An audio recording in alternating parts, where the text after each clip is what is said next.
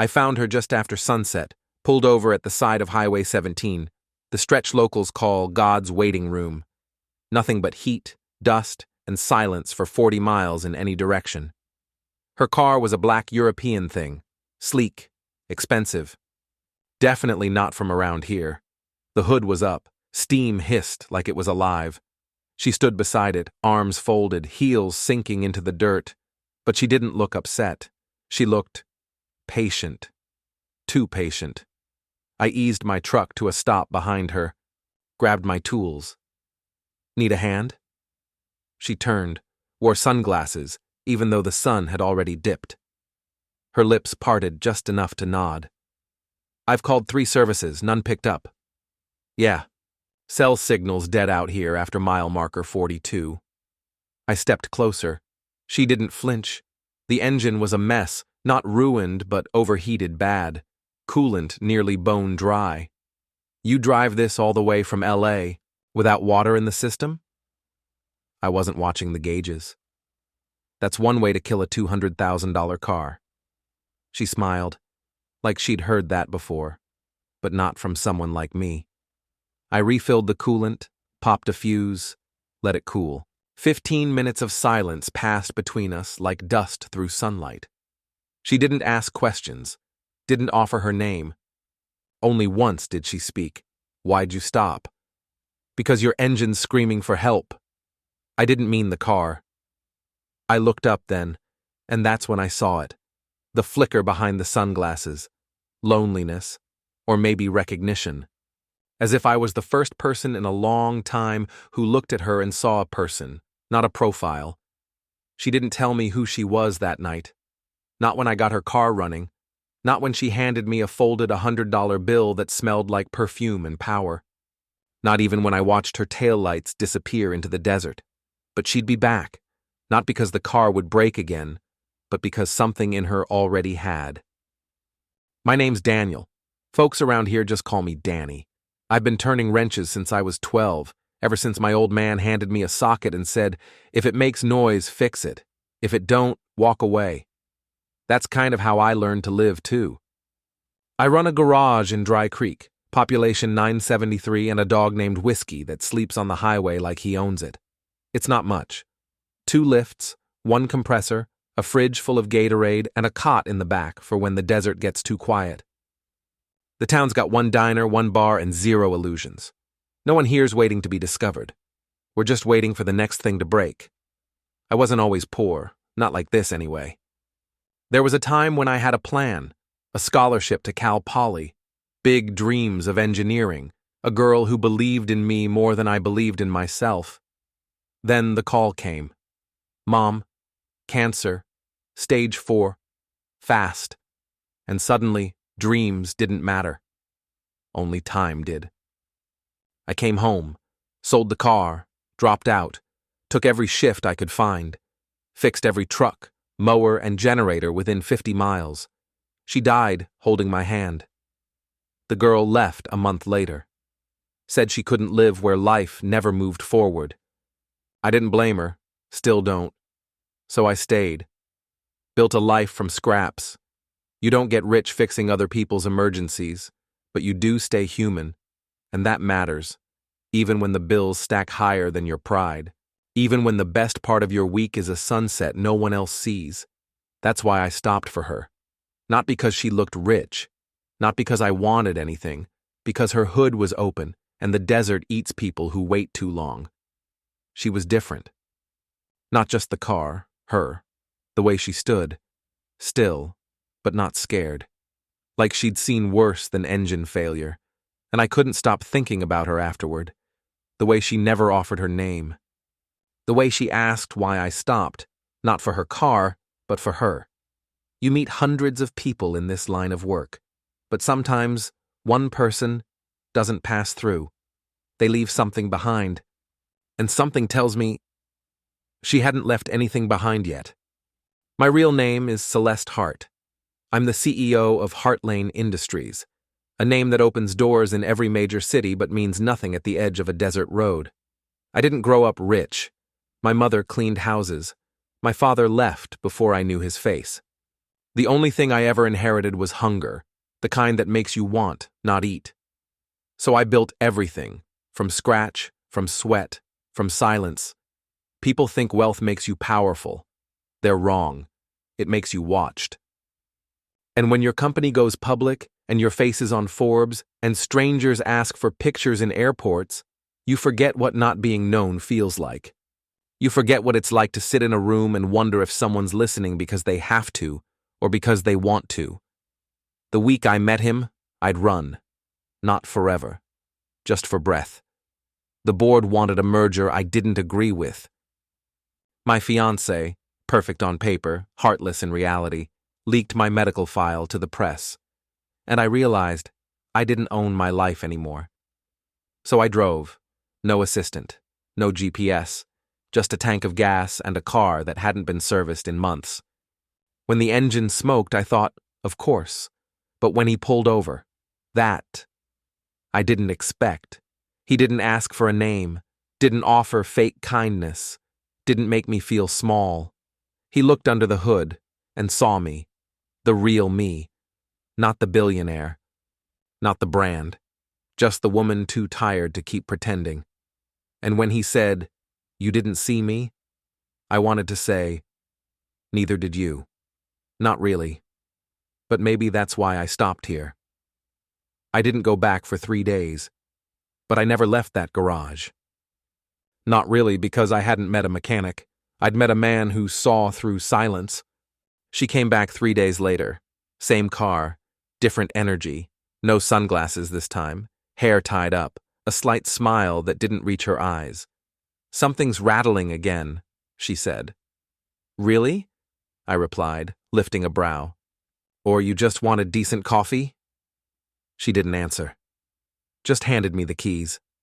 For 3 afternoons in a row, she sat in a folding chair outside my garage while I worked. Sometimes she watched. Sometimes she read. Once I caught her just staring at the horizon, like she was waiting for permission to breathe again.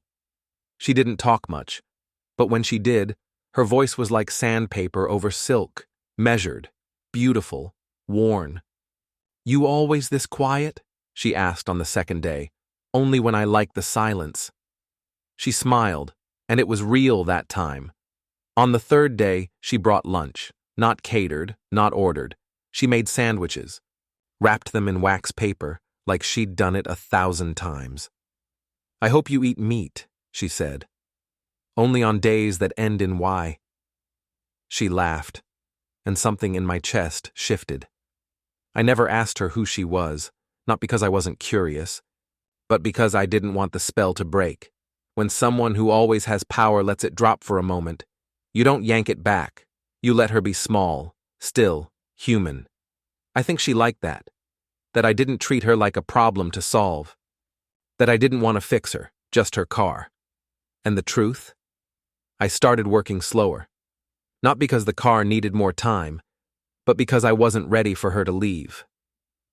The car was ready. Day 4. I handed her the keys and said, "She'll run like new." She smiled. Soft, closed-lipped, but it held a kind of finality. "Thank you, Danny."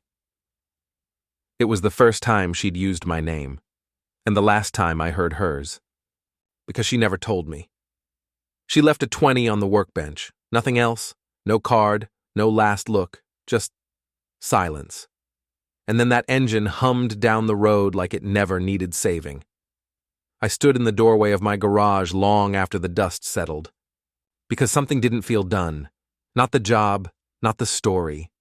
3 days passed, then came the black SUV, tinted windows, polished steel, government or worse. 2 men stepped out, both in tailored suits too sharp for Dry Creek. They looked around. One checked a file, the other approached. "Are you Daniel Riker? Depends who's asking." "She was here, wasn't she?" "Who?" He showed me a photo. Her. No sunglasses. Hair down. Business formal. Boardroom perfect. "She left something behind," the man said, "and we're here to collect it." They searched the garage. Didn't ask permission, didn't find anything, because there was nothing, except maybe the scent of her perfume still lingering in the passenger seat. They left with tension in their eyes, like they'd missed something big, like I was still holding it, and they just didn't know how. I didn't hear from her. But the next day, a courier came. No name on the envelope, just my address, handwritten. Inside, a check. 6 figures. No note, no explanation. And still, I didn't cash it. Because what I wanted wasn't in the numbers. It was in the question I couldn't stop asking. Why did she trust me?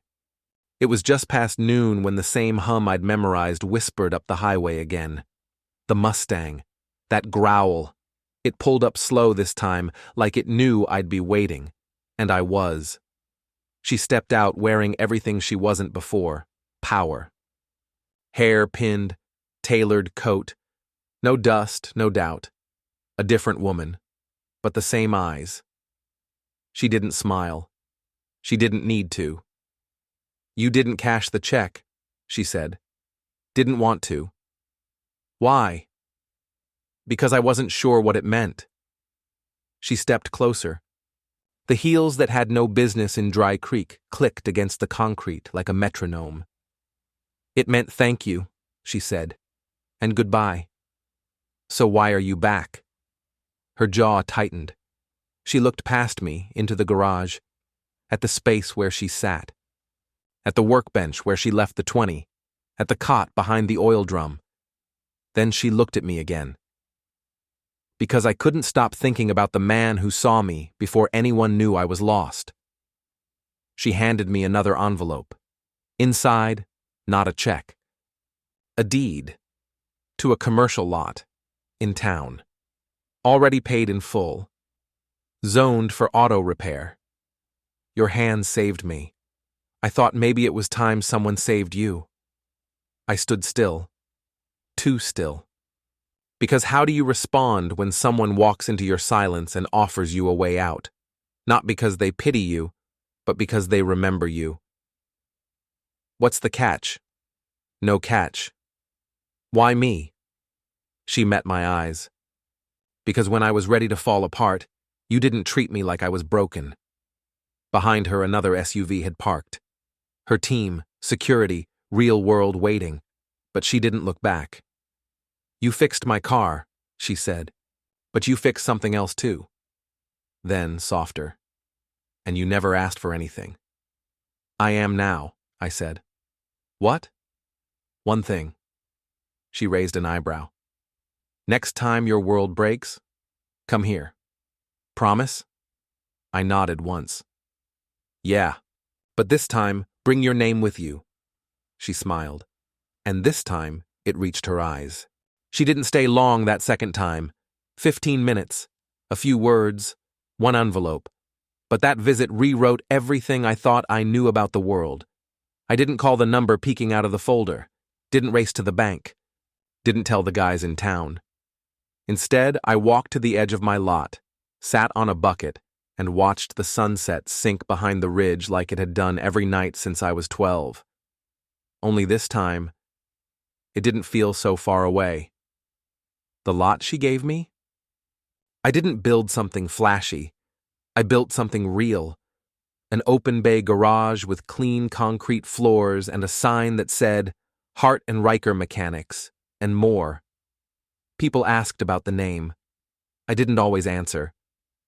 But sometimes, when the sun caught the metal just right, I'd smile and say, she believed in what my hands could do. She didn't vanish. I got postcards, typed letters. Never more than a few lines, always signed. C. One time, she mailed a wrench engraved with my name. The next month, she mailed nothing. Just a photo of a Mustang parked on a cliff somewhere above the Mediterranean, under a violet sky. And that was enough. Because love, the kind that grows in silence, doesn't always need noise to be real. Sometimes it just needs a clean engine, a quiet road, and someone who didn't walk away when it was easier to. She said I changed her life. But the truth? She didn't save me with money. She saved me by proving I was never just a mechanic. I was the man who saw her when she needed it most. And I still keep that $20 bill she left on my bench, framed, next to the deed. Because sometimes, the smallest thank you is the one that lasts forever.